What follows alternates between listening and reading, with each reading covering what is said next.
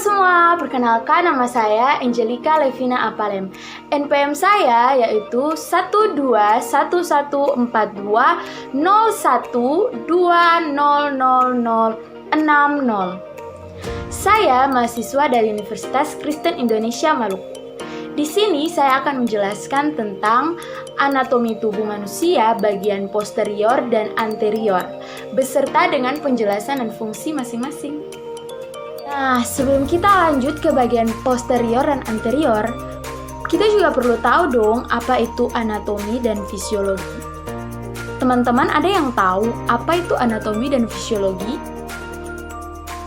Nah, di sini saya akan menjelaskan apa itu anatomi dan apa itu fisiologi.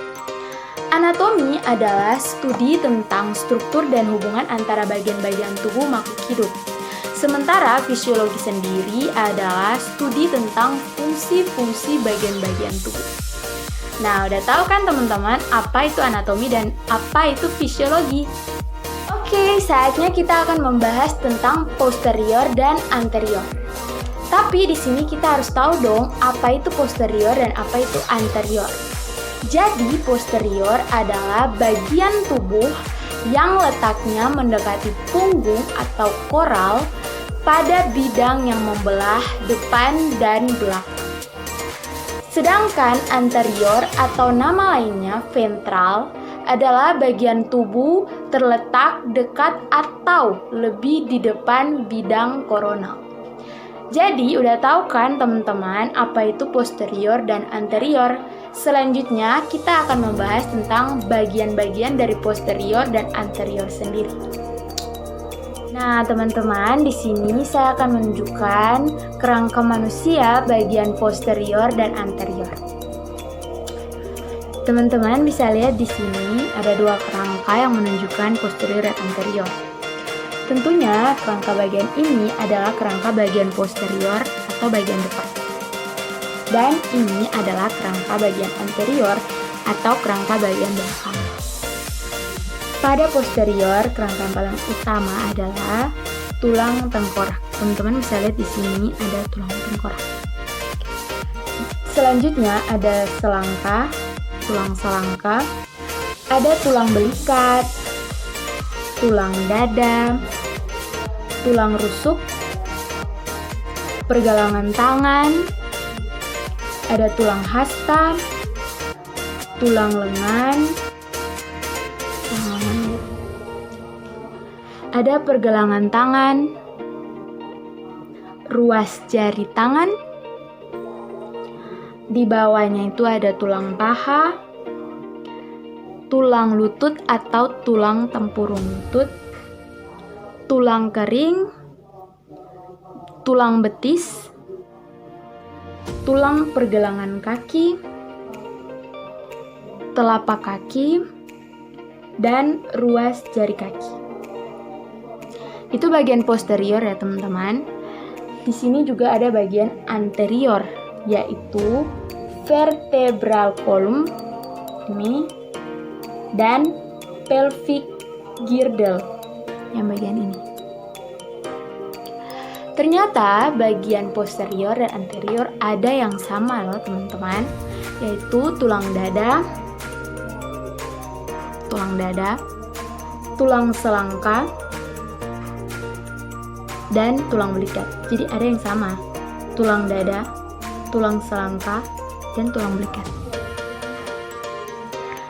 Namun gambar pada buku ini rupanya tidak jelas dan tidak nampak baik-baik. Jadi saya sudah menyiapkan gambar yang lebih jelas beserta fungsi-fungsinya. Nah, teman-teman, di sini saya telah mempersiapkan gambar yang jelas beserta fungsi-fungsinya pada bagian posterior. Teman-teman bisa lihat di sini pada bagian awalnya yaitu ada tulang tengkorak. Gambarnya sangat jelas ya teman-teman, ada tulang tengkorak. Memiliki fungsi yaitu melindungi otak. Jadi teman-teman, tulang tengkorak itu sangat penting ya untuk menjaga otak kita. Jadi kita juga harus menjaga kepala kita dari segala macam benturan agar otak kita tuh tetap baik-baik saja, tengkorak kita tuh tetap baik-baik saja untuk bisa menjaga dan melindungi posisi otak kita. Selanjutnya ada tulang Hewitt. Tulang Hewitt ini memiliki fungsi sebagai tempat pelekat beberapa otot mulut dan lidah. Ini ya teman-teman gambarnya. Selanjutnya ada tulang dada. Teman-teman bisa lihat di sini ada gambar tulang dada, di mana fungsinya yaitu bersama-sama dengan tulang rusuk membentuk perisai pelindung organ-organ penting yang terdapat di dada, yaitu paru-paru, pembuluh darah besar, dan jantung. Selanjutnya kita masuk pada tulang rusuk dan tulang dada. Ini ya gambarnya teman-teman, tulang rusuk dan tulang dada. Tulang rusuk dan tulang dada memiliki fungsi yaitu bersama-sama dengan tulang dada, tulang rusuk membentuk rongga dada untuk melindungi jantung dan paru-paru. Selanjutnya ada tulang selangka. Ini gambar dari tulang selangka. Tulang selangka memiliki fungsi yaitu membentuk bagian depan bahu. Jadi tulang selangka ini memiliki fungsi untuk membentuk bagian depan bahu ya teman-teman. Selanjutnya ada tulang belikat. Ini gambarnya. Ini tulang selangka dan ini adalah tulang belikat.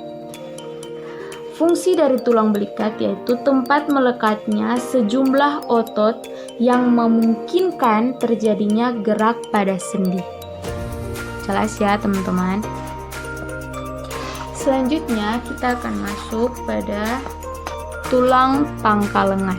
Ini gambarnya ya, tulang pangkal lengan. Jadi bukan cuma tulang pangkal lengan. Di sini ada 3 tulang. Tulang pangkal lengan, tulang pengumpil, dan tulang hasta, di mana ketiga tulang ini memiliki fungsi yang sama. Jadi fungsinya itu untuk menyusun alat gerak bagian atas. Jadi ketiga tulang itu mampu untuk menyusun alat gerak bagian atas. Selanjutnya ada tulang pergelangan tangan. Teman-teman gambarnya di sini jelas ya. Tulang pergelangan tangan. Di mana tulang pergelangan tangan ini memiliki fungsi yaitu alat gerak tangan, tempat menempel otot tangan, dan penghubung antara tulang jari dan tulang pangkal lengan. Selanjutnya yaitu tulang paha. Teman-teman di sini gambarnya jelas ya, tulang paha. Tulang paha memiliki fungsi yaitu membantu kaki bergerak dengan gerakan lurus dan menekuk ke arah pinggul sehingga penting sebagai alat gerak manusia bagian bawah. Jadi tulang paha ini juga berperan sangat penting untuk alat gerak bagian bawah. Selanjutnya kita masuk pada tulang kering dan tulang betis. Ini gambarnya, tulang kering dan tulang betis, di mana memiliki fungsi yaitu ukuran tulang kering lebih besar dibandingkan tulang betis karena berfungsi untuk menahan beban atau berat tubuh. Dan tulang betis ini merupakan tempatnya melekat beberapa otot. Selanjutnya kita masuk pada tulang tempurung lutut. Ini ya gambarnya teman-teman, tulang tempurung lutut. Fungsinya yaitu melindungi sendi lutut dan memberikan kekuatan pada tendon yang membentuk lutut. Dan yang terakhir pada posterior yaitu tulang pergelangan kaki dan telapak kaki. Teman-teman bisa lihat di sini gambarnya yang sangat-sangat jelas. Memiliki fungsi yaitu ada 2 fungsi ya, jadi terbagi antara tulang pergelangan kaki dan tulang telapak kaki. Tulang pergelangan kaki sendiri memiliki fungsi yaitu menstabilkan tubuh ketika berdiri, menyanggakan otot-otot tungkai bawah, menopang berat badan, dan menggerakkan pergelangan kaki. Sementara fungsi dari tulang telapak kaki sendiri menekuk pergerakan dan keseimbangan manusia seperti berjalan, berlari, melompat, dan lain-lain. Jadi itu saja dari saya pada bagian posterior, pada bagian depan tubuh. Selanjutnya saya akan menjelaskan bagian anterior serta gambarnya. Nah, teman-teman, ini adalah gambar dan fungsi-fungsi pada bagian anterior atau pada bagian belakang. Di sini saya mulai dari tulang belakang. Jelas ya, teman-teman, gambarnya. Seperti ini tulang belakang, di mana memiliki fungsi untuk menegakkan badan dan menjaga keseimbangan. Dan yang kedua, yang terakhir yaitu gelang panggul. Ini teman-teman gambarnya. Gelang panggul memiliki fungsi untuk mendukung berat badan bersama-sama dengan ruas tulang belakang.